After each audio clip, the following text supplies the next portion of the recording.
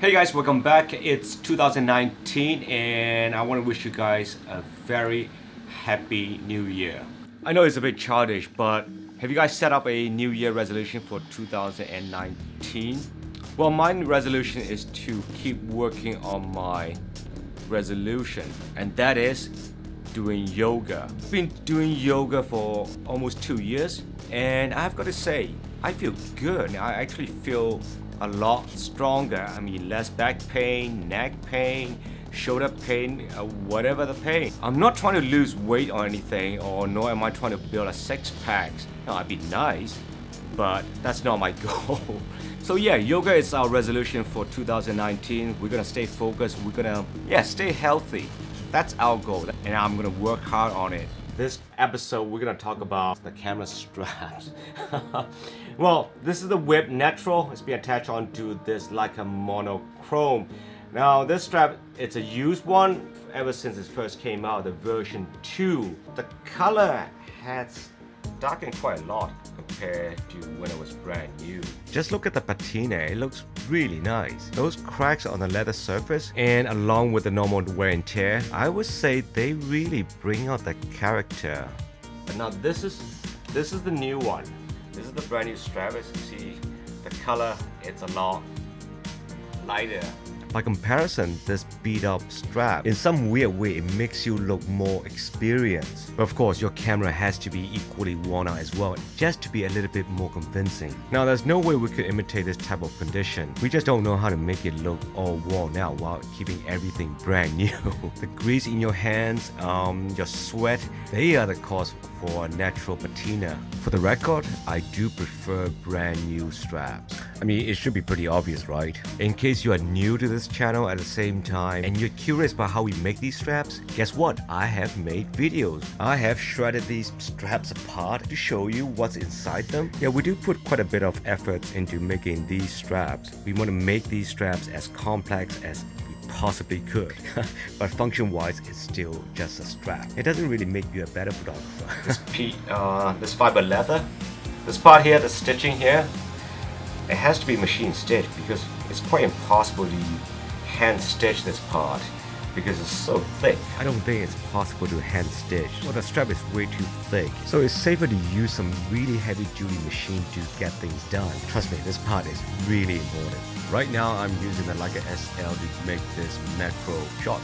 Lens is the Leica MM 102.8 macro, and the sensor is filled with dust. And yes, I do not particularly take care of my cameras. I've got to say, it's pretty difficult to make these macro clips because my eyes are going. Probably because I've been playing too many PlayStation 4. It's God of War, in case you're wondering. Yeah, we have been coming out with new color combination for our straps. For example, this guy here. I'm sure by now you're beginning to think this video is a commercial.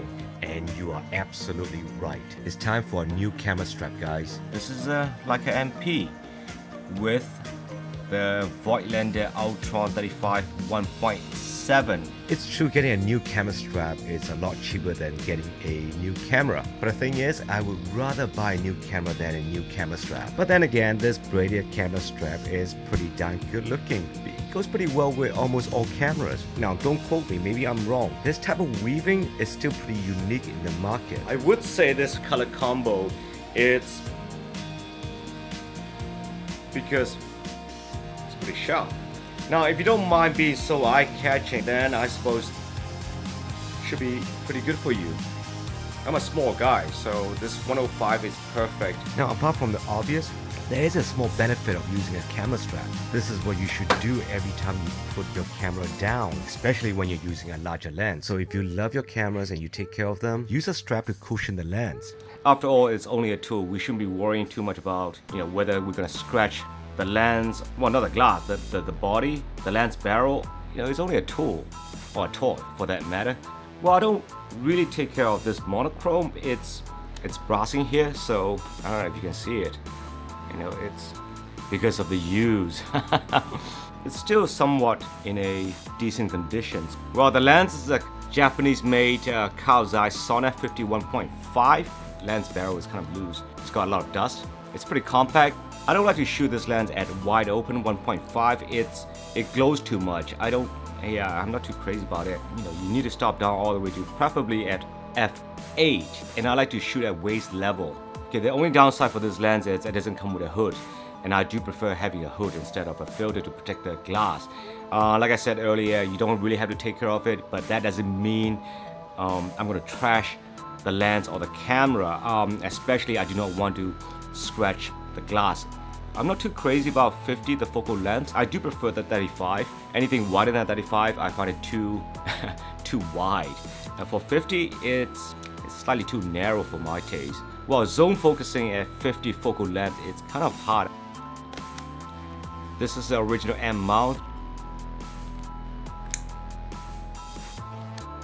Let's get back to the real thing, going out and take pictures. So right now I'm practicing zone focusing using the 50 focal length. I like to put the camera at waist level, and I'm trying to avoid using the viewfinder as much as possible. Anyway guys, that's it for this episode. Keep shooting guys. I will see you guys next week. Bye.